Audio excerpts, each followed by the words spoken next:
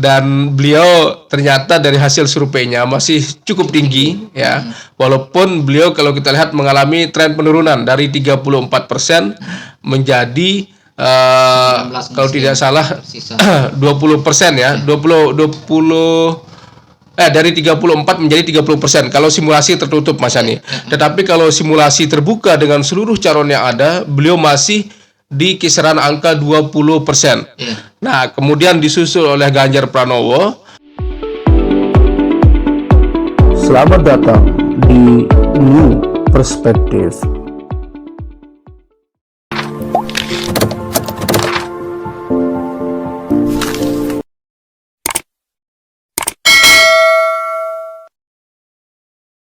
Assalamualaikum warahmatullahi wabarakatuh. Kembali lagi di News Perspektif dengan saya Ahmad Yani dan pengamat politik Pak Dr. Saiful Hamdi, dosen Visipol Universitas Mataram. Kali ini kami akan mencoba membahas dan berdiskusi terkait dengan tokoh-tokoh yang berpeluang untuk maju di Pilpres 2024. Dari catatan kami, dari sejumlah hasil survei yang dirilis oleh beberapa lembaga survei, begitu termasuk diantaranya survei yang dirilis oleh SMRC, gitu, Saiful Mujani Research Consulting, menyebut beberapa nama yang punya peluang atau kas untuk maju di Pilpres 2024. Hendaki memang ada 3 nama ini yang menempati posisi elektabilitas tertinggi begitu, yaitu Ketua Umum DPP Partai Gerindra yang saat ini juga menjabat sebagai Menteri Pertahanan Prabowo Subianto, terus Gubernur Jawa Tengah yang juga kader PDIP Ganjar Pranowo, dan Gubernur DKI Jakarta Pak Anies Baswedan. Dan selanjutnya di posisi keempat yaitu Pak Sandiaga Uno dan beberapa figur lainnya, diantaranya yaitu Ibu Tri Risma Maharini, Pak Agus Harimurti Yudhoyono, Ridwan Kamil, dan nama-nama lainnya. Nah, untuk kali ini kita akan lebih fokus membahas kepada tiga nama ini, 3 tokoh ini yang punya elektabilitas yang cukup tinggi, yaitu Pak Prabowo Subianto, Ganjar Pranowo, dan Anies Baswedan. Kendaki memang catatan untuk Pak Prabowo, meski elektabilitasnya masih unggul daripada kandidat-kandidat yang lainnya, tapi yang terjadi ada tren penurunan elektabilitas dari Pak Prabowo dari bulan Maret sampai bulan September ini begitu. Dan ini akan kita diskusikan dengan Pak Dr. Saiful Hamdi terkait dengan kekuatan-kekuatan maupun potensi-potensi elektabilitas yang dimiliki oleh 3 nama ini. Nah, Pak Dokter, kalau dari Pak Dokter melihat hasil survei terakhir dari 3 nama ini kan yang memang di hampir semua survei begitu 3 nama ini yang bersaing begitu, meski selisihnya memang terkait tipis lah begitu. Nah, untuk Ganjar dan Anies begitu, ini kan trennya kalau kita lihat ada kenaikan begitu dari awal 2021 begitu sampai September ini. Sedangkan Prabowo trennya meski memang masih paling tinggi dia, tapi ada penurunan elektabilitas begitu. Nah, kalau dari analisa politik Pak Dokter ini, apakah Pak Prabowo ini elektabilitasnya akan terus turun ataukah justru nanti akan naik lagi begitu?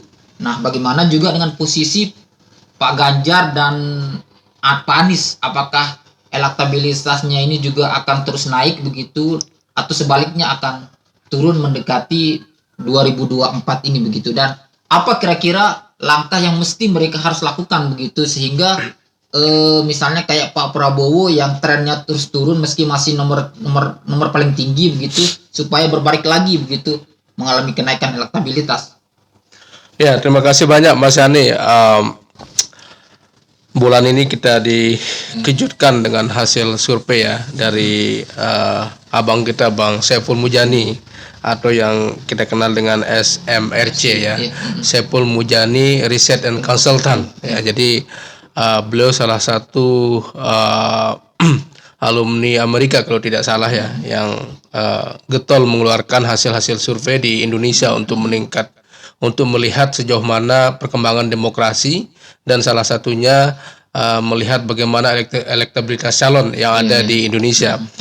Mas Yani, jadi di sini ada 3 nama yang menguat ya kalau kita lihat hasil survei terakhir dari MSRC dari sejak tanggal 15 sampai 21 September.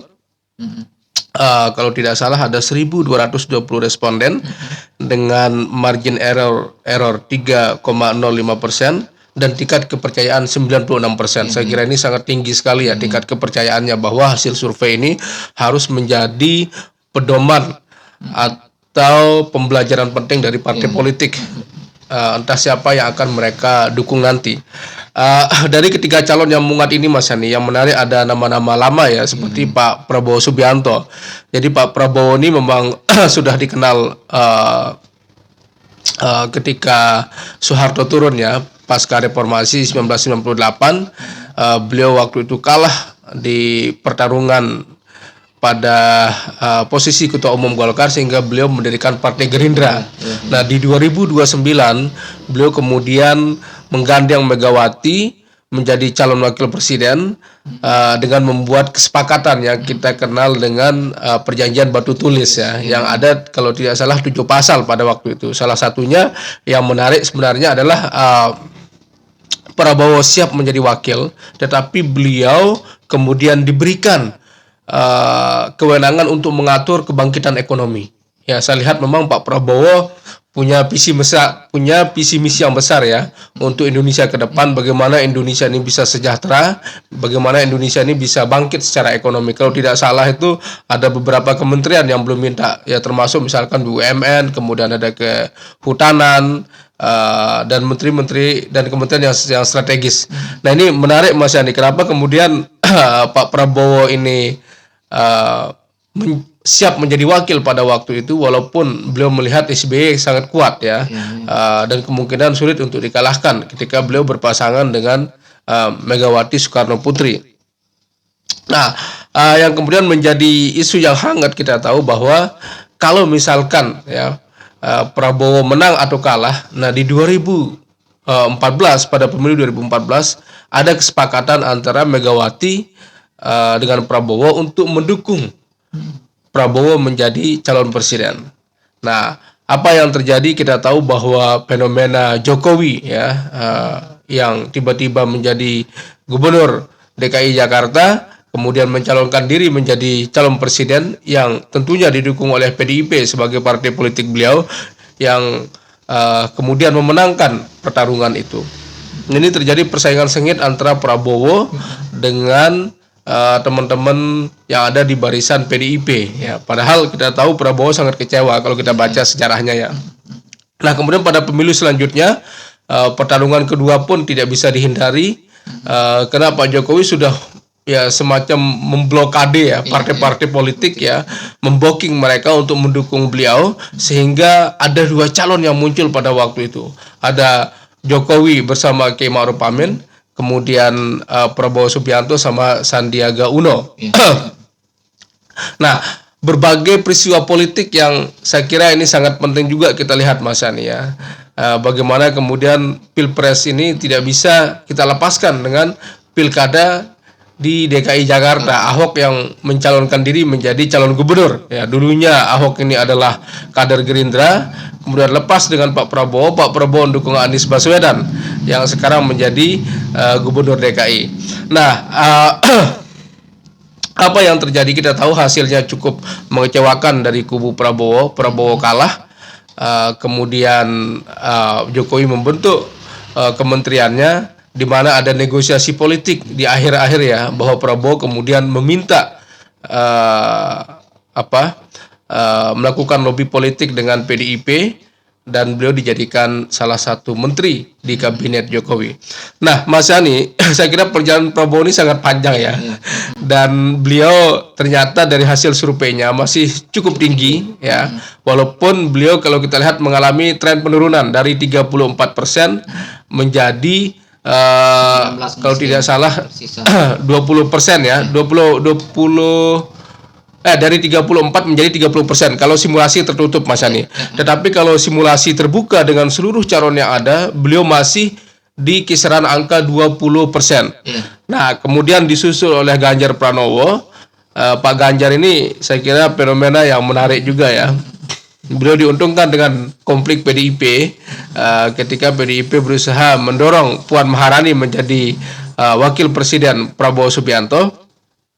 Tetapi di internal kader ada semacam konflik ya, bahwa sebagian mendukung Ganjar yang dianggap mungkin lebih qualified, lebih berpengalaman di bidang pemerintahan. Nah, sebagian kemudian kader-kader mendeklarasikan Ganjar Pranowo menjadi calon presiden. Nah, trennya Mas Yani, Ganjar ini beliau naik terus ya sampai sekarang hampir 19%. Bayangkan mendekati Prabowo Subianto. Nah, sedangkan Anies Baswedan, nah ini juga fenomena yang menarik Bang Anies Baswedan ini. Beliau kita tahu dulu bagaimana Anies Baswedan tiba-tiba muncul ya di tengah beliau baru dipecat sebagai menteri oleh Jokowi pada waktu itu. Kemudian beliau berdiskusi satu malam dengan Prabowo. Prabowo kemudian mendukung Anies Baswedan menjadi calon gubernur di DKI Jakarta, yang tentunya pada waktu itu sangat sulit kemudian menyaingi Basuki Cahayapurnama atau Ahok yang trennya lagi tinggi begitu, surveinya sangat tinggi sekali, kalau tidak salah di atas 60% yang menginginkan Ahok menjadi gubernur DKI Jakarta. Tapi apa yang terjadi? Nah, ini peristiwa besar yang seperti kita bahas kemarin, adanya aksi 212, kemudian aktivis-aktivis Islam memprotes posisi Ahok yang mencalonkan diri menjadi gubernur, karena mereka menilai bahwa daerah Jakarta khususnya merupakan daerah mayoritas umat Islam. Kenapa kemudian dipimpin oleh dari kalangan non-Muslim? Saya kira ini politik identitas yang dimainkan oleh teman-teman kita pada waktu itu dan ternyata cukup berhasil ya. Walaupun Ahok di putaran pertama menang, tapi di putaran kedua ya sepertinya tidak bisa berbuat banyak, karena Pak Anies kemudian dengan berbagai cara dilakukan oleh teman-teman kelompok Islam ini supaya Ahok ini jangan sampai naik begitu, karena mereka khawatir Ahok ketika jadi gubernur peluangnya dicalonkan jadi presiden ini sangat besar ya, karena kita tahu Ahok ini magnetnya luar biasa, kalau sudah bicara di depan media banyak sekali ide-ide beliau yang brilian yang kemudian disukai oleh masyarakat ya. Nah ini Mas Yani, saya kira Anies Baswedan fenomena yang menarik juga ketika beliau kemudian hasil surveinya naik ya, walaupun tidak sesignifikan Ganjar Pranowo ya. Jadi beliau ya mungkin tidak banyak kenaikannya begitu, tetapi tiga besar saya kira cukup menjadi pertimbangan partai politik untuk mendukung Anies Baswedan. Ya. Nah, ketika kita bicara tiga figur ini kan hanya Pak Prabowo yang memiliki partai. Nah, kalaupun Pak Ganjar adalah kader PDIP, tetapi beliau bukan terah dari Soekarno. Dan di satu sisi PDIP ada Puan Maharani yang memang saat ini kita ketahui bersama bahwa sepertinya beliau digadang-gadang oleh Ibu Megawati untuk bisa maju di Pilpres 2024. Meski harus mengesampingkan Pak Ganjar yang kita tahu elektabilitasnya kan jauh lebih unggul daripada Ibu Puan begitu. Nah, sedangkan begitu juga dengan Anies. Anies ini kita tahu kan orang yang tidak memiliki partai juga begitu. Nah, kalau kita bicara Pak Prabowo ini langganan Pilpres. Setahu saya sudah 4 kali beliau ikut Pilpres begitu. 2 sebagai calon wakil presiden dan 2 sebagai calon presiden begitu. Nah, tetapi di sisi yang lain seperti Pak Doktor katakan tadi, ini kan ada tren penurunan begitu. Ada tren penurunan Pak Prabowo. Nah, kira-kira upaya apa yang mesti harus dilakukan oleh para Prabowo untuk bagaimana bisa tren penurunan ini supaya tidak terus terjadi, tetapi sebaliknya begitu, supaya elektabilitasnya bisa terangkat kembali. Karena kalau kita lihat begitu ya, pasca Pak Prabowo ini memutuskan untuk menjadi Menteri Jokowi begitu kan, sentimen-sentimen negatif kan cukup luar biasa diterima oleh Pak Prabowo, terutama dari kelompok-kelompok Islam Islam ya, Islam apa? Islam Garis kanan. Islam garis kanan lah begitu, misalnya kayak FPI, terus kelompok-kelompok yang sealiran lah begitu, yang mengatakan bahwa ternyata memang Prabowo ini hanya memanfaatkan isu agama, isu fundamentalisme itu hanya sekedar untuk bagaimana meningkatkan elektabilitas dan meraih dukungan dari kelompok-kelompok Islam kanan ini begitu. Nah, seperti apa Pak Dokter melihatnya begitu? Termasuk juga kalau kita bicara partai tidak masalah lah, Gerindra sudah clear begitu. Nah, sedangkan kita bicara Pak Ganjar dan Anies ini, peluang mereka dapat dukungan partai ini seperti apa Abang melihatnya begitu?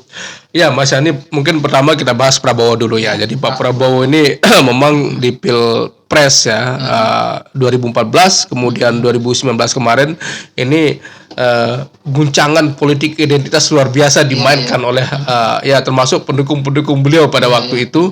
Ya, bagaimana kemudian kita ingat Jokowi diisukan sebagai keturunan Tionghoa, dia orang China, kemudian kafir ya. Kemudian di Pilpres 2019 juga bagaimana kemudian Jokowi dianggap orang yang mendukung Ahok ya.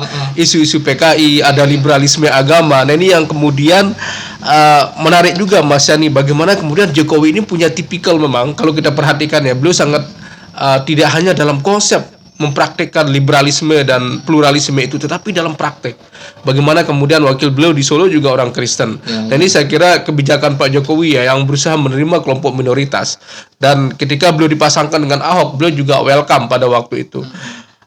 Nah, tetapi kemudian apa yang terjadi ini dimanfaatkan sebagai permainan politik identitas oleh musuh-musuh beliau, termasuk pada waktu itu Pak Prabowo yang didukung oleh Habib Rizik CS ya, kelompok-kelompok Islam yang saya sebut sebagai Islam garis kanan, bukan Islam garis keras ya, karena tidak semuanya keras teman-teman kita nih.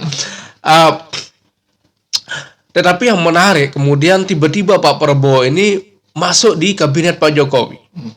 Lalu Habib Rizik kita tahu kemarin beliau pulang di Indonesia, dijemput oleh ribuan jamaah, sehingga beliau juga terkena kasus hukum ya, termasuk kerumunan, kemudian undang-undang ITE ya, menghina pemerintah. Nah, ini saya kira menjadi kekecewaan tersendiri bagi teman-teman Islam garis kanan ini yang melihat kok Pak Prabowo diam begitu saja, begitu tidak berbicara apapun. Memang di Partai Gerindra yang diminta untuk berbicara itu hanya Fadlizon boleh berbicara, yang lainnya tidak perlu. Saya kira Mas Yani begini, ini kan juga politik Islam ini memang trennya naik ya ketika ada isu-isu identitas, tetapi perlu kita lihat bahwa fakta di lapangan ini silent majority ya, kelompok-kelompok yang tidak radikal ini jauh lebih banyak Mas Yani.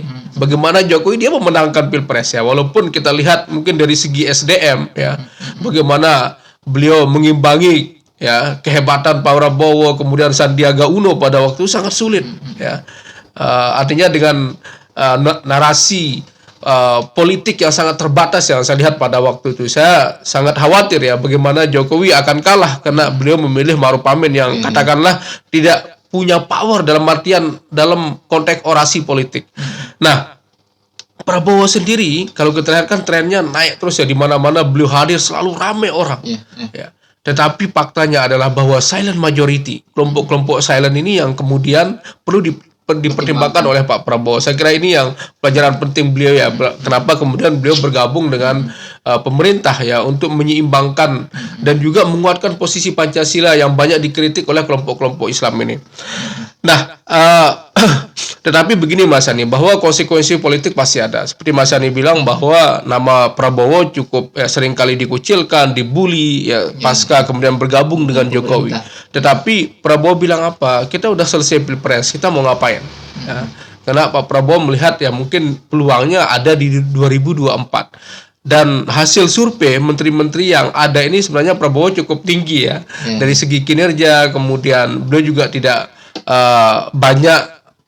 tidak banyak persoalan begitu di kementeriannya. Saya kira ini modal penting bagi Pak Prabowo untuk maju di Pilpres 2024. Dan apa yang menjadi komentar dari teman-teman Gerindra bahwa Pak Prabowo akan dicalonkan melalui forum nasional ya, forum rembuk nasional, teman-teman Gerindra mencalonkan Pak Prabowo.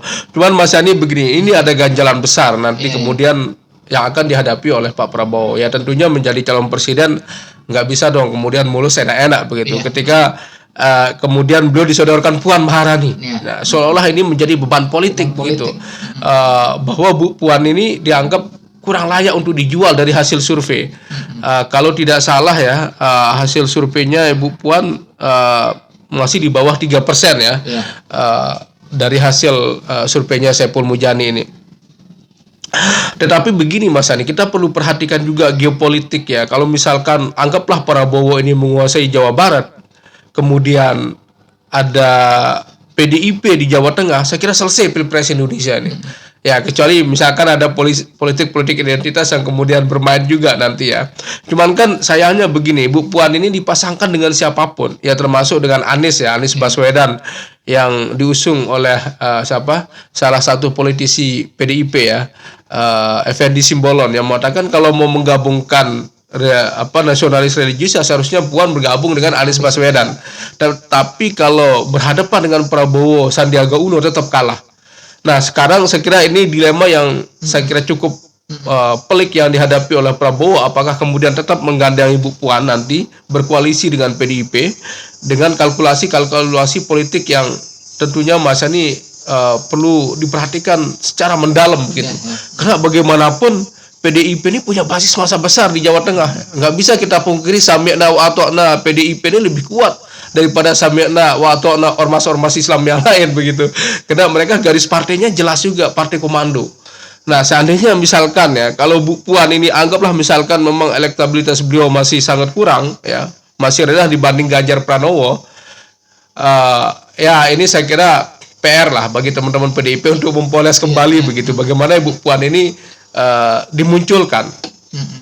Cuman kan catatan kita bahwa sekarang ini politisi yang ada di Indonesia setelah ada pilkada langsung ya, juga pilpres langsung, ini kan orang melihat portofolio, melihat track record Mas Yani. Apakah orang ini pernah memimpin atau tidak? Ya.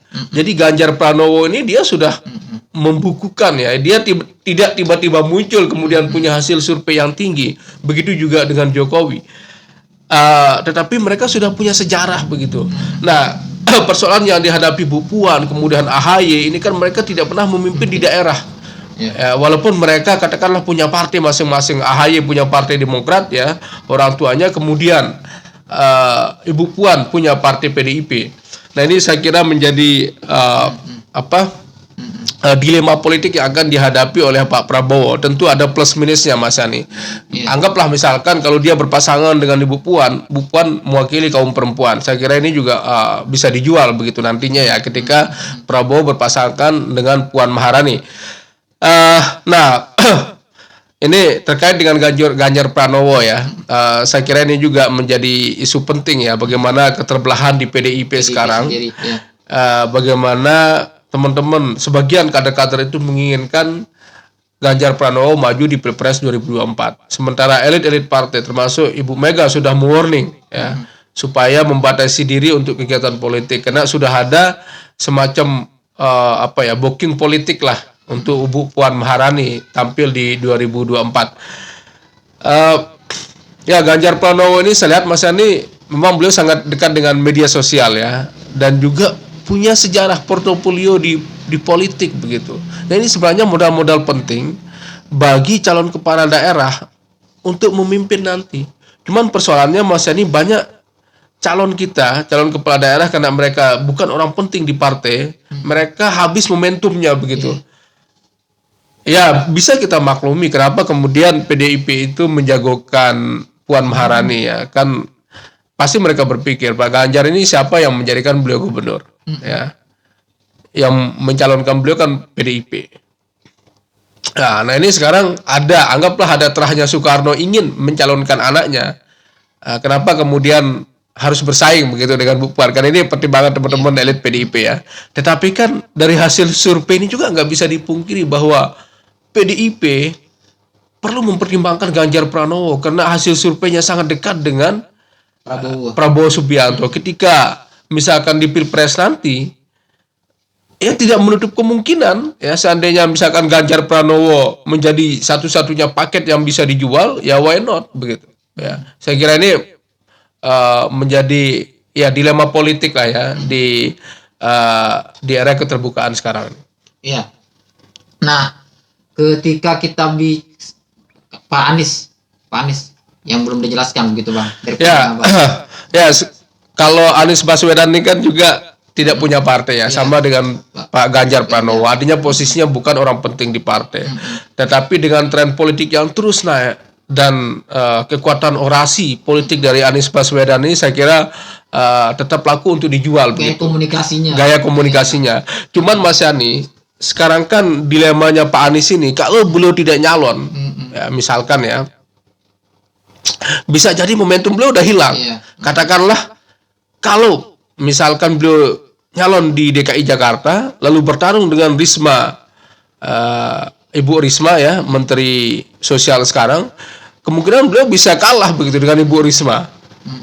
Nah, saya sih ingin melihat Anies Baswedan ini juga mencalonkan diri sekarang begitu, karena ini momentum politik beliau. Kalau tidak, beliau akan habis. Persoalannya Mas Yani, nah ini kan persoalan etika politik ya. Dulu kita tahu Jokowi juga banyak dikampanyekan oleh Prabowo. Nah begitu juga dengan Pak Anies ya, dikampanyekan oleh Prabowo Subianto. Apakah beliau tega begitu? Kalau kita bicara politik akan bersaing dengan Prabowo Subianto. Mungkin nanti kita akan bahas di sesi selanjutnya. Sesi yang berbeda loh begitu. Iya. Nah, kalau kita bicara Pak Ganjar dan Pak Anies ini kan kita tahu mereka ini bukan pemilik partai. Bahkan kalau untuk Pak Anies kan beliau bukan kader partai. Nah, tetapi di sisi lain mereka punya elektabilitas yang cukup potensial untuk maju begitu. Nah, yang menjadi pertanyaan kemudian Bang, kita lihat ini kan untuk Pak Ganjar, warning dari PDIP sudah cukup kuat untuk Pak Ganjar supaya tidak terlalu mengambil momentum untuk aktivitas politik menuju Pilpres. Tetapi di sisi lain dukungan untuk Pak Ganjar tidak terbendung.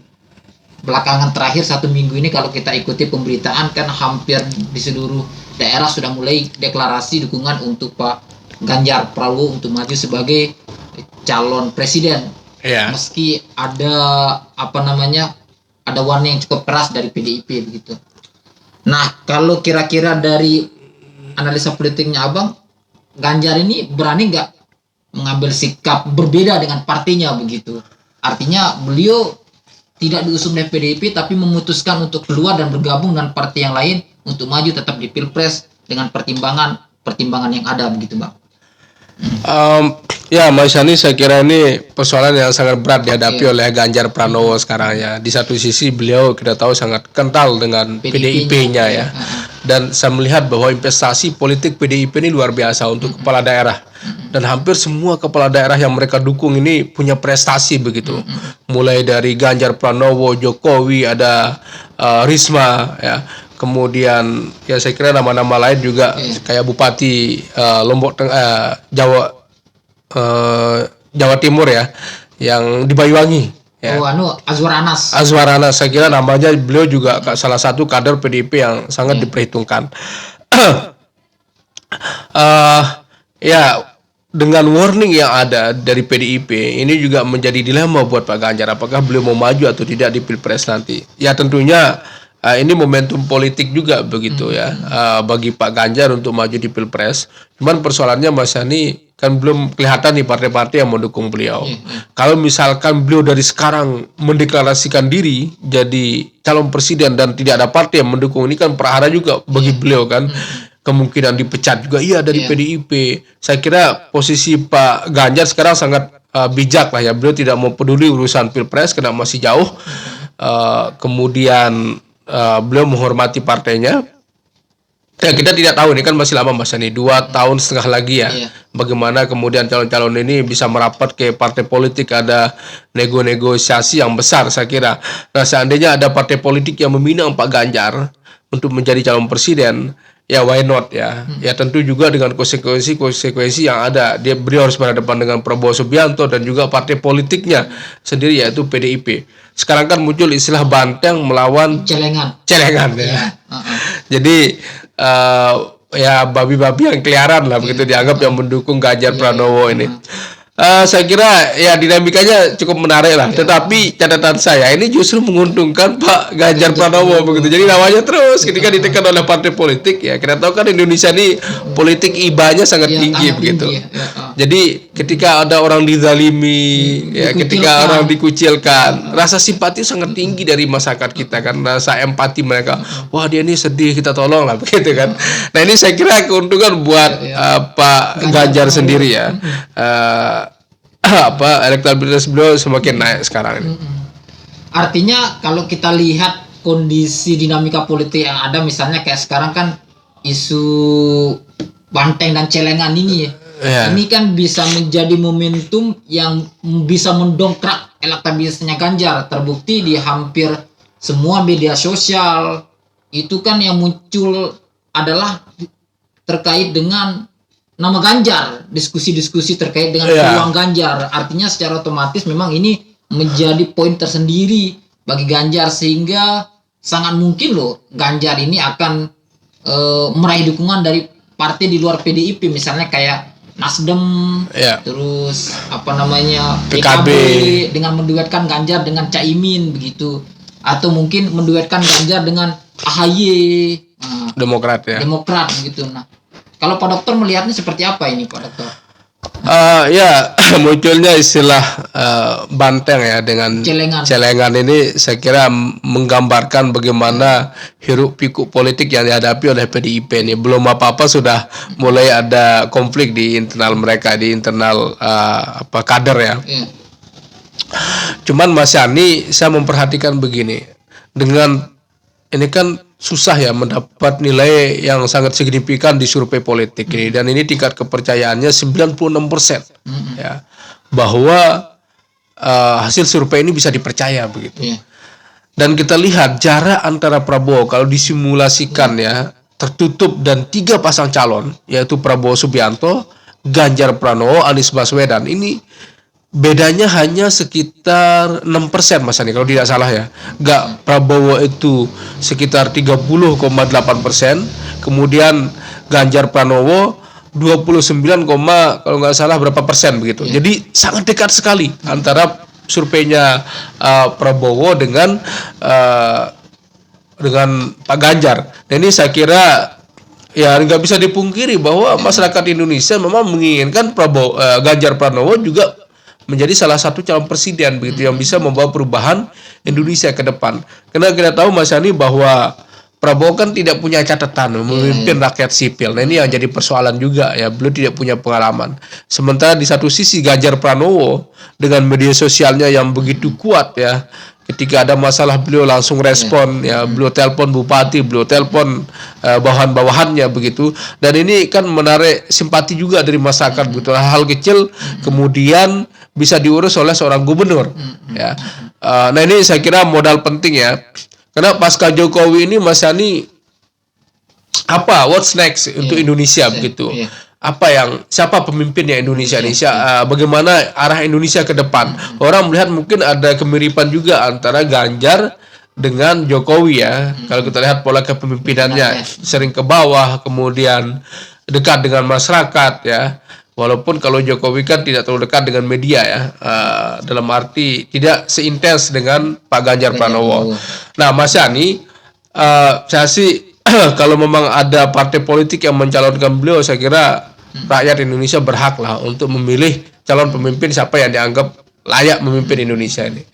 Ya, karena seandainya misalkan ya Pak Ganjar Pranowo tetap di PDIP, ini momentum beliau sudah hilang. Pasti. Ya, kedepannya karena beliau tidak ada lagi panggung politik, ya mungkin bisa jadi menteri, ya tetapi saya lihat agak sulit perjuangan beliau ke depannya. Nah seandainya dari sekarang kemudian, ya siapa tahu ada mukjizat tiba-tiba PDIP berbalik hati mendukung Ganjar Pranowo, wah ini juga akan berhadapan kembali dengan Prabowo Subianto. Saya kira ini, atau bisa jadi Prabowo ya Ganjar lah yang kemudian bisa menyaingi calon-calon lain Mas Yani. Ya. Kita bicara politik ini kan kita bicara momentum begitu. Nah, setahu saya ini kan masa pemerintahannya Pak Ganjar dan Pak Anies ini akan berakhir di 2022. Ya. Nah, sedangkan kita tahu sendiri Pilpres itu kemungkinan akan dilaksanakan yaitu 2024. Artinya ada jeda selama kurang lebih 2 tahun gitu. 2 tahun ya? 2 tahun jedanya ini.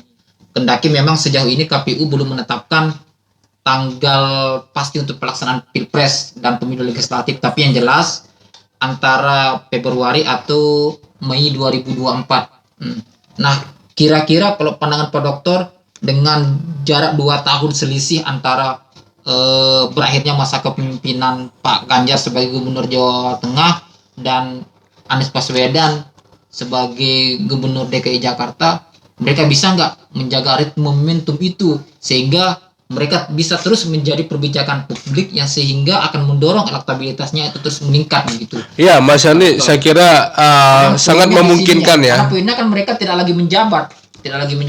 Beda dengan yang lain. Prabowo akan tetap menjabat sebagai Menteri Pertahanan. Pertahanan, ya. Memang kita tahu sendiri kan. Beliau harus cuti ya. Ya, mungkin nanti. apa namanya pergantian menteri kan itu tergantung presiden begitu. Nah, sedangkan posisi Puan kan sebagai ketua DPR.